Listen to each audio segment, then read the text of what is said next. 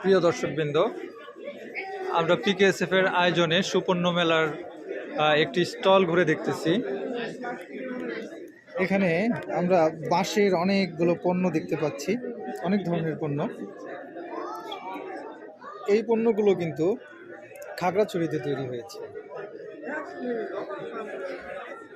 আর এখানে অনেক তাঁতের কাপড় দেখা যাচ্ছে। এই তাঁতের কাপড়গুলো এগুলো রাঙামাটিতে তৈরি। আর এখানে অনেক স্পেশাল একটা ব্যাপার, যেটা হচ্ছে যে এখানে যে লুঙ্গিটা আছে সে লুঙ্গির মূল্য মাত্র 200 টাকা। তাঁতের লুঙ্গি এত কম মূল্যে কিন্তু পাওয়াটা খুব ইজি ব্যাপার না। তো আপনারা যদি এই বিষয়গুলো জানতে চান আরও বেশি করে, তাহলে আপনারা